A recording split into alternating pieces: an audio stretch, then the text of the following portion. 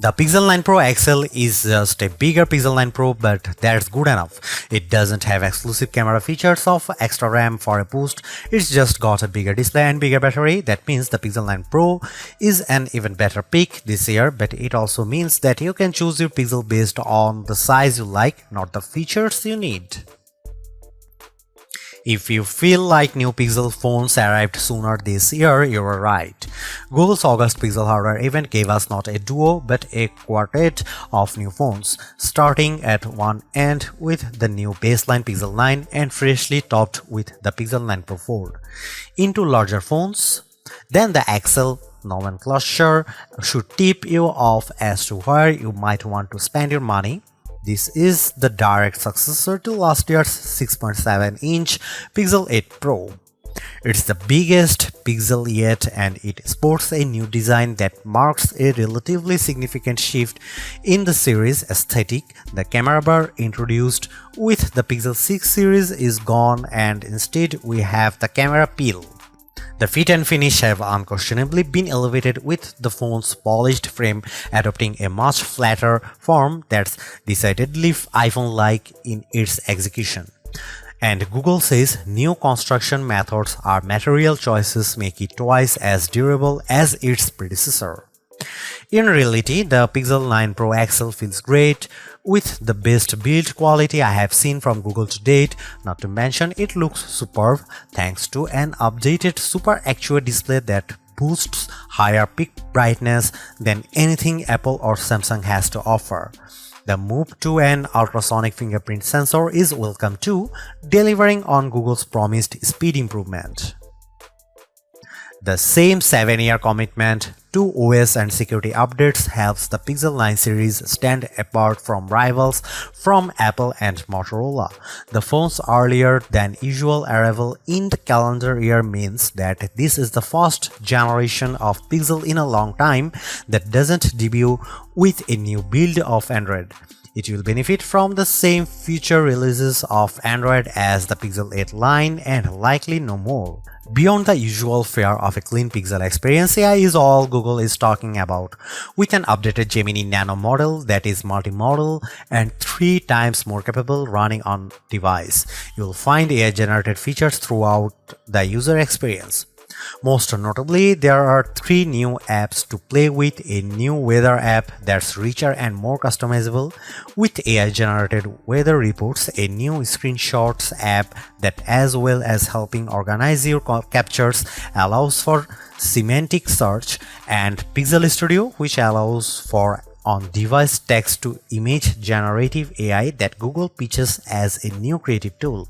Feel free to reconcile your feelings about using AI-generated imagery in your own time.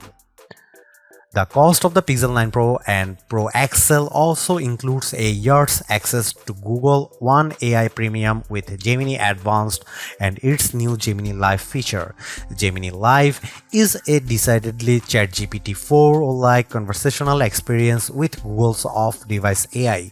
It works well for things like how-to guidance and recipe help, but still comes with limitations surrounding how it can actually action on-device tasks for you. All the on-device AI experiences are powered by Google's new Tensor G4 SoC paired with new higher RAM ceiling of 16GB. Previous Pixels already felt fast in day-to-day use, but existing users will notice speed improvements for things like image processing and app load times, even if these gains are seemingly slight. Benchmarks only put the Tensor G4 about 10% ahead of G3 in terms of CPU performance, with more noticeable graphical gains and, of course, NPU gains for AI tasks. The other big aspect of any modern AI-enhanced Pixel phone is the camera experience. The hardware looks for the most part similar to the Pixel 8 Pro, albeit with a much higher resolution selfie snapper with a tweaked ultrawide on the back. However, Google claims to have reworked its HDR Plus pipeline end-to-end, meaning more true-to-life imagery. In daylight, I had few complaints, and the Pixel 9 Pro delivers great detail and accurate colors and with dynamic range. Night sight ensures low light shooting is almost always rescued from unusable to usable, even if it can still be a little heavy-handed in its post-processing. The expansion of that HDR Plus pipeline to panoramas means much better results, especially as night sight is now supported here too, although I do wonder whether this upgrade will simply manifest as a feature drop update for previous Pixel models in the near future. Another Pixel 9 Pro exclusive is Video Boost, which can now scale 4K footage up to 8K and proves particularly useful when zooming up on the phone's 20x limit. There's another side to the imaging experience on recent Pixel's Magic Editor. Beyond moving elements around in a shot of turning a blue sky to golden hour, the new Reimagine button lets you enter text to generate completely new elements in a shot. It's unquestionably fun and creative, but it also throws out any semblance of authenticity to shots you have captured yourself. Unlike the Samsung, there is no AI watermarking going on with edited images either. Although that Tensor G4 chipset doesn't mark a huge leap forward in raw horsepower, it certainly has helped with power efficiency, with the Pixel 9 Pro XL serving up almost 70% more screen on time compared to the Pixel 8 Pro. The jump from 30W to 37W wired fast charging speeds in a small but welcome bump too, although it looks like you'll have to grab Google's 45W charger for the absolute quickest recharge times based on my testing with similar chargers. Perhaps the biggest benefits with the Pixel 9 Pro line offers is that beyond the XL's larger screen and physically bigger battery, there is no compromise across both sizes. If you are happy with the premium, the Pixel 9 Pro XL is the most unapologetic, bombastic Pixel experience you can have right now outside of foldable land. Even if the jump from the Pixel 8 Pro isn't as significant as I would have liked, and it feels like this is more a means for Google to cultivate new Gemini Advanced subscribers, I can't help but appreciate the Pixel 9 Pro XL for being greater than the sum of its parts. It may only be just enough of an upgrade, but it is enough. While Google announced 4 phones at its August 2024 event, the standard Pixel 9 and Pixel 9 Pro XL are the two that hit the market first on August 2020. Meanwhile, the Pixel 9 Pro and 9 Pro Fold arrive on the scene September 4. In the UK, you can pick up the Pixel 9 Pro XL with double the storage at no extra charge on purchases made from September 5. US buyers can nab $200 in-store credit if ordering before August 28, and Australian buyers can pick up a limited edition poster with purchases made before August 25.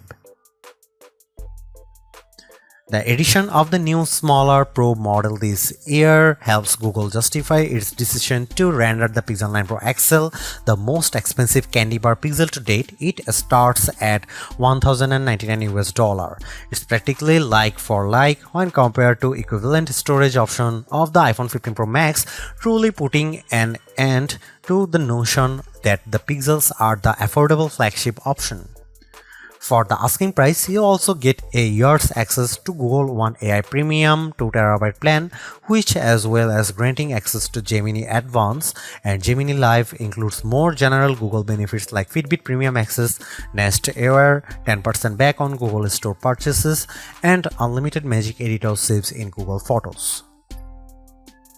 A pixel in iPhone font, that's the shorthand I keep coming back to the newer Pixel 9 series design language. The size and feel of the XL's new squared aluminum frame immediately reminds me of Apple's current iPhone 15 Plus and iPhone 15 Pro Max in the hand. Does that polished metal attract fingerprints? Absolutely, but not anywhere near as badly as expected. This new squared form, paired with the heaviest build of any candy bar Pixel yet, leads to a more premium look and feel overall.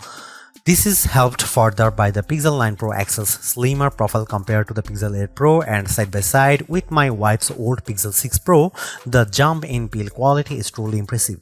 One update I'm not sure I love quite so much is the loss of the camera bar, which is replaced in this generation with a camera peel that protrudes out of the phone's rear panel at 90 degrees. It makes for a more bold and confident aesthetic, but it's not as quickly identifiable as the bar.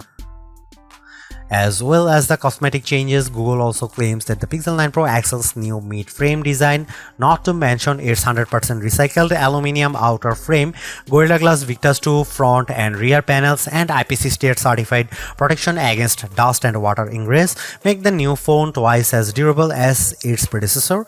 In my time with the Pixel 9 Pro XL, by trying to keep it out of harm's way as much as possible, the finish has remained unscathed, but whether it will age as gracefully as its titanium-clad competition from Apple and Samsung remains to be seen. Both sizes of Pixel 9 Pro come in 4 colorways, with Obsidian pictured most prominently in this review. The hazel finish most closely apes the iPhone 15 Pro's natural titanium look, and the Galaxy S24 Ultra's titanium grey, while porcelain and rose quartz offer decidedly more vivacious options. The Pixel 8 Pro Super XR display feels like a noteworthy upgrade from the panel on its predecessor, and while not as earth-shattering an improvement this generation, the Pixel 9 Pro XL screen is a great refinement yet again. Although it sports the same resolution as the Pixel 8 Pro's panel, both high brightness and peak brightness levels have been cranked up to 2000 and 3000 nits respectively, meeting or beating key rivals in a spec-for-spec comparison. Add to that the panel's flat design, its thin, equally proportioned bezel on all sides, and its excellent viewing angles, and the Pixel 9 Pro's XL's Super XR display is a thing to behold. As before, the use of an LTPO OLED panel facilitates a dynamic refresh rate from 1 to 120Hz, making it ideal for always-on display functionality thanks to the implied power-saving benefits, while also still serving up a snappy user experience when swiping around the UI. One of the more prominent changes you might not immediately notice is the fingerprint sensor. Instead of the optical module used since the Pixel 6 series, Google has gone the way of Samsung and instead kitted the Pixel 9 Pro XL's display with an ultrasonic sensor. I didn't notice a huge difference when making the switch from my Pixel 7 Pro, but in side-by-side comparison is lives up to the promise of a 2x speed improvement. Perhaps more useful is the greater reliability, especially with damp fingers or when used in the rain. Should you buy the Google Pixel 9 Pro XL? Buy it if you want the richest mobile AI experience. Samsung's Galaxy AI is great, but Google's execution with Gemini Advanced is easier, richer, and more fun to use. Buy it if you want an excellent camera phone. The Pixel 9 Pro XL's camera system is a small but appreciated upgraded on its predecessors, highlighted by a new bag of AI-supported tricks you can't get outside of the Pixel family. Buy it if you plan on using this phone for a long time. Still among the best there is Google commitment to 7 years OS and security updates is once again hard to argue with. Don't buy Google Pixel 9 Pro XL if you want fast charging. Battery life is greatly improved, but despite a bump in speed, the Pixel 9 Pro XL's 37-watt wired charging is still well behind what rivals like OnePlus and Xiaomi offer. Don't buy it if you want the best RAM and memory. While Samsung forges ahead, Google seems reluctant to move to the latest, fastest, and most power-efficient RAM and storage in its phones, which stings when they cost about the same.